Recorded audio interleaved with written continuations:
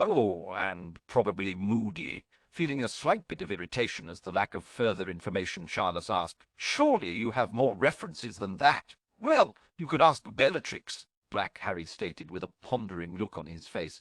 "Other than her, most of the others who might have testified as to my work are a bit, well, unavailable." Charles pondered the words before suddenly smiling as he looked back at Harry. Immediately, Harry gave him a look. "Oh! You don't know what I was going to say. I'm trying to avoid Dumbledore. I'd rather not be stuck in the position of defense against the dark arts directly underneath him," Harry stated flatly. For a moment, Charles stared at him before his mouth opened.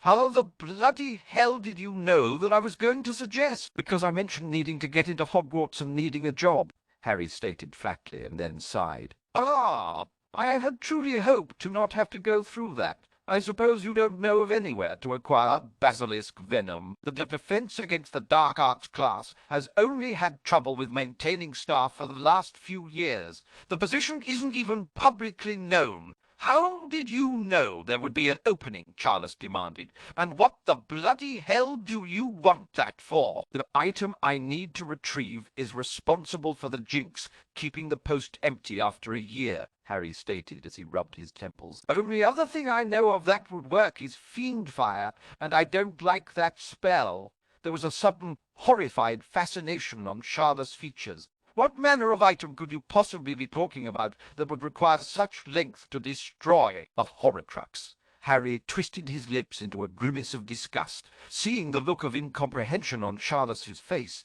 he continued, "One of the darkest magics, splitting your soul in order to maintain your physical presence in this realm after death. You end up stuck in limbo if they're destroyed, and if you die, well, let's just say that you have to be either supremely desperate or supremely arrogant to make one." Several," Harry responded with a grimace.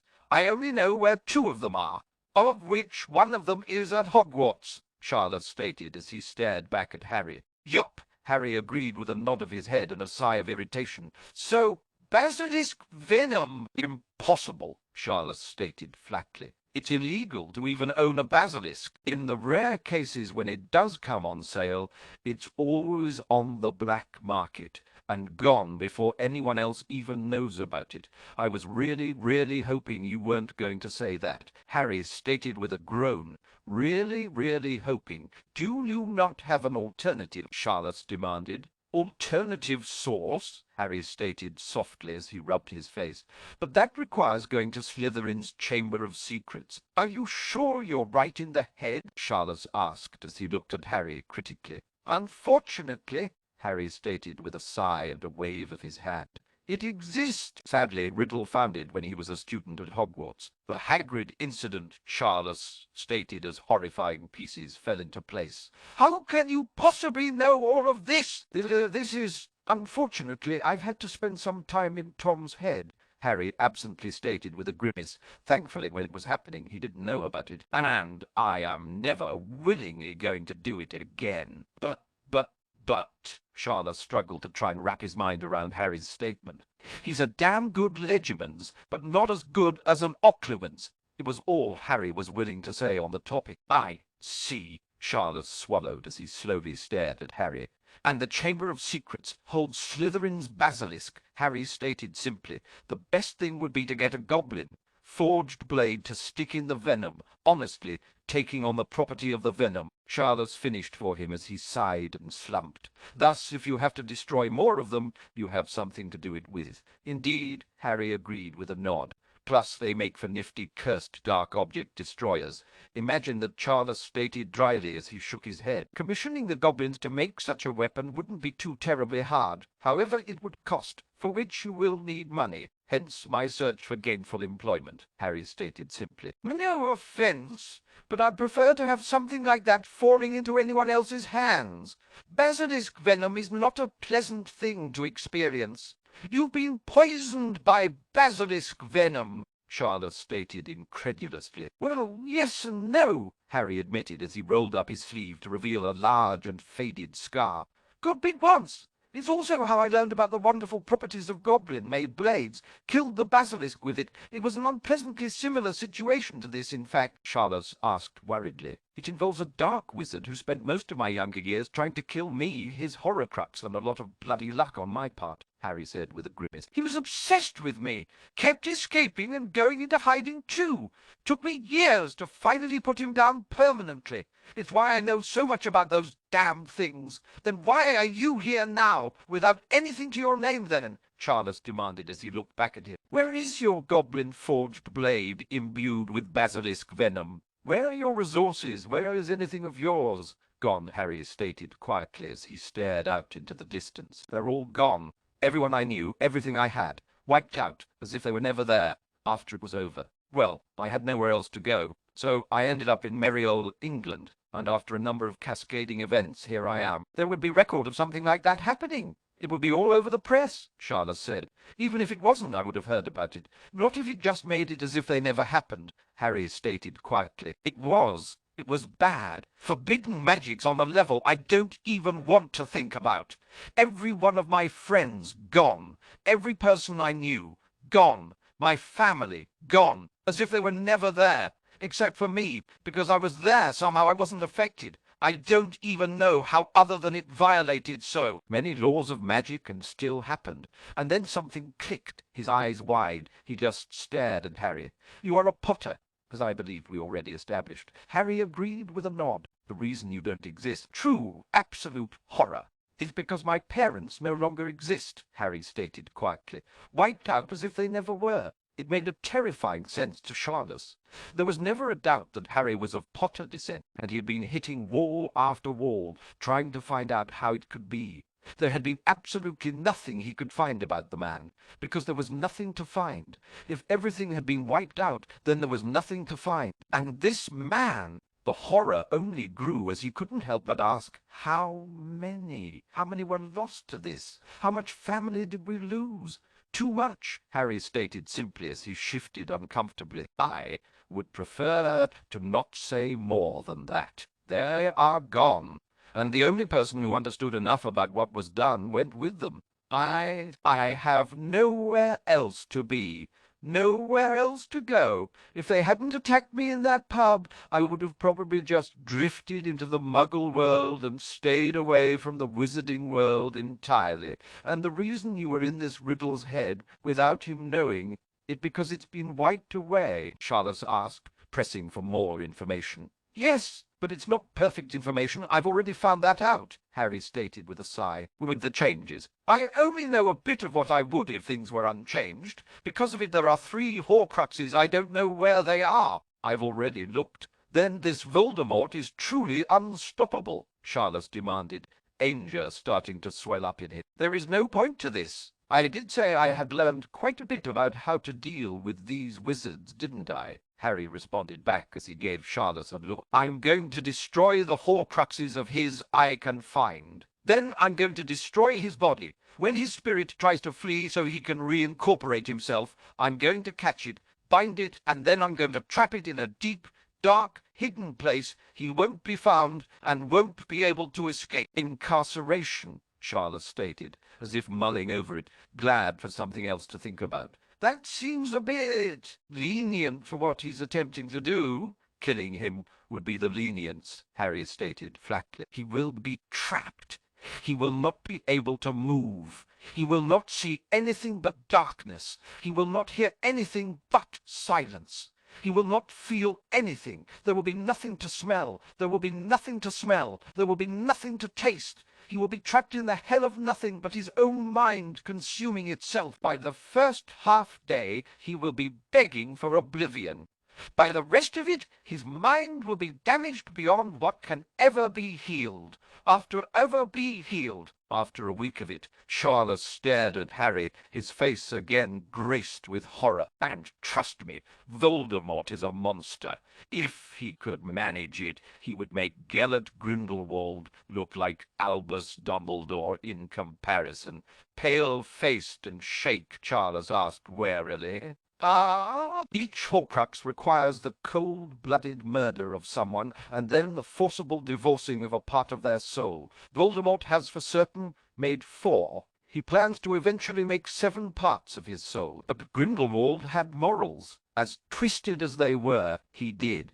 He did what he did not because he wanted the world to suffer, but because he thought he was building a better world on a bloody foundation. Voldemort wants to make the world and everyone in it suffer. He wants it to hurt, to grind, crush it beneath his heel. He wants to be able to indulge his whims, his desires, to exercise his power, unrestricted and unstoppable. Harry stated simply, he does not have allies. He does not even truly have followers. He has slaves that do not yet realize what they are. Harry had said those words without a moment's hesitation, his eyes locked on Charles as he spoke. The truth of them, the conviction and honesty of them, striking deep into the older man as he drained the glass of Scotch in one go and poured himself another.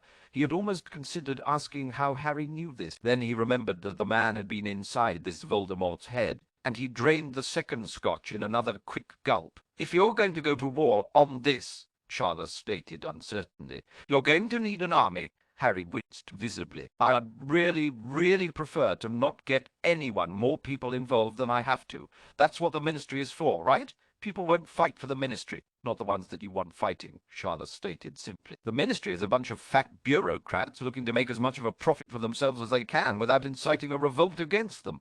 And they've already been compromised by this Voldemort. How much of a true defense they can mount? Then what about—" Harry started to say as he began to gesture. "Dumbledore is neither a soldier nor a warrior," Charles stated sternly. Contrary to what people think, he did not single-handedly win the war against Grindelwald. Most of the fight driving him back, leaving him vulnerable. Dumbledore was safe in Hogwarts, for it was only when we had Grindelwald pinned and trapped that he arrived to fight him. Charles stared down into the glass for a long moment before speaking again. "But I will admit, none of us could have defeated Grindelwald, not in a duel like that. It is called the greatest duel in history for a reason. But it was just that, a duel. It was not a battle. It was not a battle. It was not a war. It was a duel." Harry slumped down and sighed before he looked at Charles and opened his mouth again. And again Charles cut him off. "I am not powerful enough. We need a lord, someone as strong as Dumbledore and this Voldemort are. Someone that can stand against an entire group of wizards and leave them broken at their feet without a scratch on them. Why does it always have to be me?" Harry asked with a grunting grumble. "Oh, hey, there's another dark wizard out there. Time for you to go and get rid of him." "Everyone has their talents," Charles stated with a slight smile. "Bloody hilarious," Harry stated flatly before sighing in defeat. "What were you thinking?" "Well, I can get in touch with the old guard, the veterans from the war against Grindelwald. But we need younger recruits, too." His face grimacing into disgust, Harry gave him a look. "And you want me to recruit from Hogwarts? What do you think Voldemort is doing?" Charles countered back. And with Dumbledore in his ivory tower, Harry's shoulders slumped down beneath the weight of that statement. "Of course, if you can think of someone else who could train these children to survive better than you," Charles noted. Harry's resigned slump turned into a sullen glower. "That man will make a drunkard out of me," Charles declared as he slumped into the seat he'd been offered, his eyes flicking for a moment to register Orion seated across from him, next to Cygnus. "Orion, I suppose this does warrant your inclusion," Charles, Orion noted as he inclined his head with a nod. "You have found something out. Every time I talk with that man, the more reason I have to drink," Charles stated with a sigh as he pinched his nose.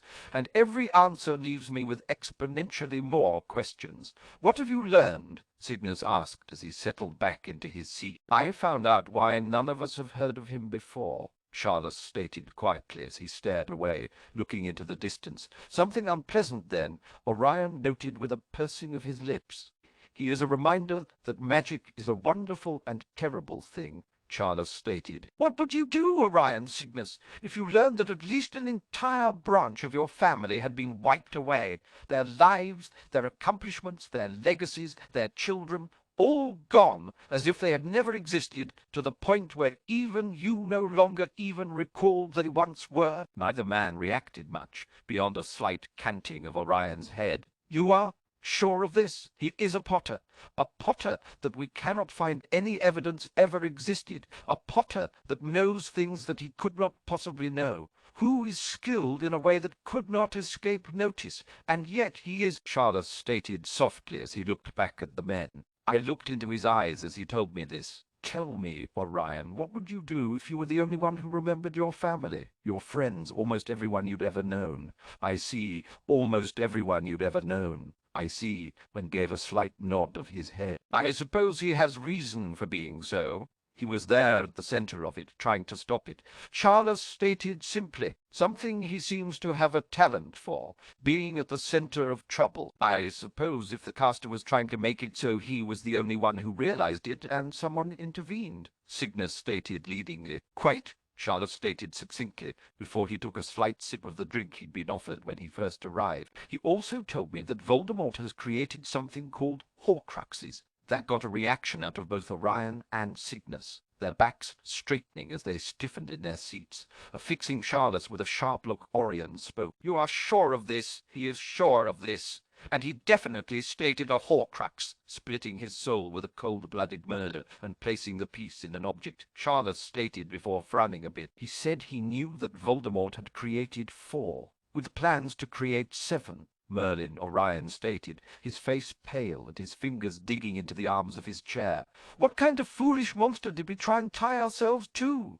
That is, Horcruxes are beyond foolishness. Yes, they can extend your life, but what you extended as you are not human anymore. And eventually, when the Horcrux is destroyed, you are trapped between life and death. Harry had alluded to something like this, but had not gone into great detail. Worse, in the limbo between this world and the next, trapped and unable to either move on or haunt the world, Orion stated simply, sucking in a breath. It is not something anyone who understood them would ever dabble in. It is something we are taught about as to make sure we know what it will truly do to you. Like basilisks, they were developed by Harpal the Foul. They were his greatest mistake. Well, he knows where 2 of them are, Charles stated simply, and he apparently knows how to destroy them. However, there is a problem. Where are they? Orion asked as he looked back at Charles with a piercing look. I only know that one of them is at Hogwarts, Charles responded, and that it is responsible for what is apparently a jinx, keeping the defense against the dark arts class without a teacher at the end of the year. What proof does he hold up his hand? And no, I am not calling you or even him a liar, Uncle, but this is a claim that is not to be made lightly. How does he even know this? You can ask him that himself, Charles stated with a shake of his head. If it is truly as foul as all 3 of you have stated, I want nothing to do with it. As for how he knows, apparently, before things happened, he had been inside of this Voldemort's mind. Still, we cannot take even the possibility lightly. Not with our children either enrolled or to be in the future, Cygnus agreed with a nod. Has he at least shared with you how he plans to destroy them? They are notoriously difficult to dispatch. A goblin-forged blade imbued with basilisk venom, Charles stated simply as he waited for their reaction. As wonderful as that sounds, exactly how does he plan to obtain a goblin-forged blade imbued with basilisk venom? Orion stated flatly. While we might somehow be lucky enough for some to reach the markets, Cygnus stated with a shudder. He knows where to find the Chamber of Secrets, Charles stated simply. And Slytherin's basilisk. Even if he does, we do not have a parcel tongue to help us gain entry, Orion pointed out, though it was only half-hearted. I doubt Slytherin would have left it sealed by anything less than such. I did not ask, Charles admitted. However, he seems quite certain that he can get in. Then what exactly was it that you wanted to propose? Orion asked as he arched a brow. He needs employment. He needs access to Hogwarts, Charles stated with a shrug of his shoulders. Orion frowned. We can't help. You know this, Charles. We are neutral in this. You know neutrality won't last forever, Charles stated softly as he looked at the map. Men like this Voldemort. Eventually his patience will end, and he will declare House Black his enemy.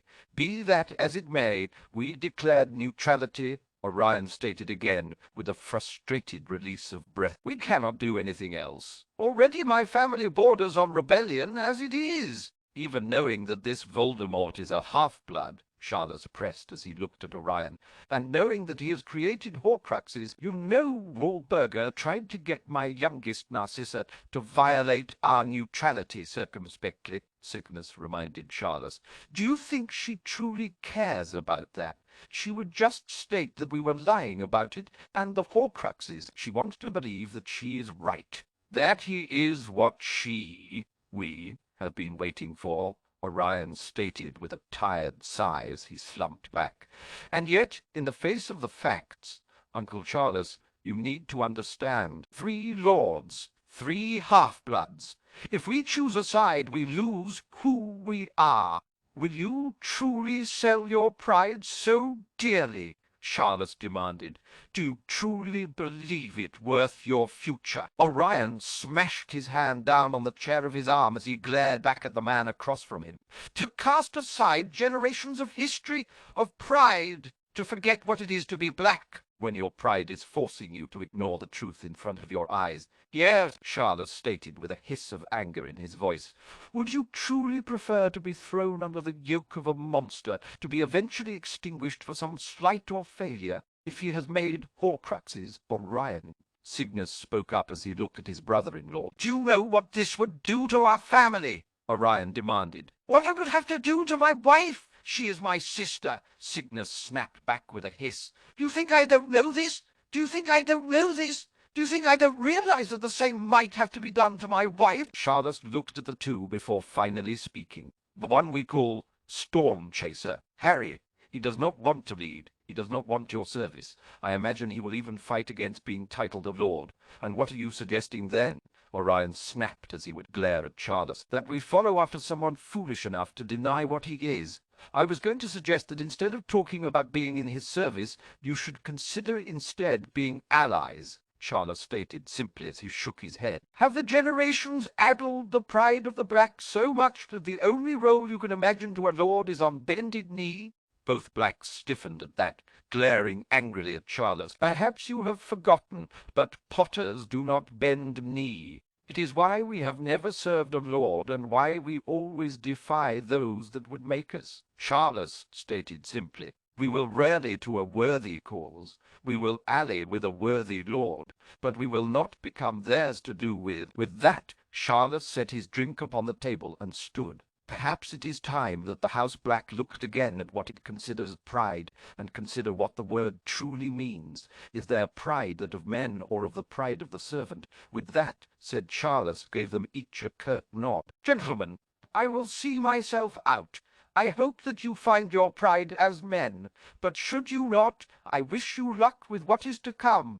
May Merlin have mercy on us all. Charles turned and left, leaving Cygnus and Orion to stew in his words. Do you remember when it was all so simple? Cygnus asked rhetorically. It was the might of pure blood that would reign over all others. Purebloods were the greatest, were the strongest. Orion growled as he glared at Cygnus. What would you have us do?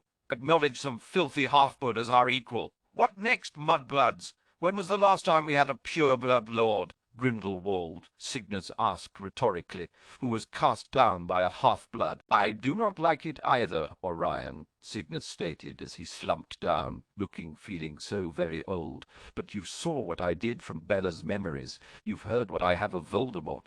You know what Dumbledore is capable of. With a snarl, Orion took his glass and threw it, watching as it exploded in a shower, a glittering shards as it hit the wall. I know we are losing. And Horcruxes, of all things! Horcruxes, and what we learned of how he treated his own flesh and blood to condemn his own family to Azkaban. Cygnus agreed with a nod as he looked at his own glass for a moment. And Dumbledore, his accomplishments aside, he has proven undesirable. And this last one is any better, Orion asked as he paced about the room. And do not let your daughter's infatuation speak for you. He is ruthless, Cygnus stated as he looked back at Orion. That cannot be denied, but he is not bloodthirsty. He is dangerous, but he has acted only in defense of himself or others.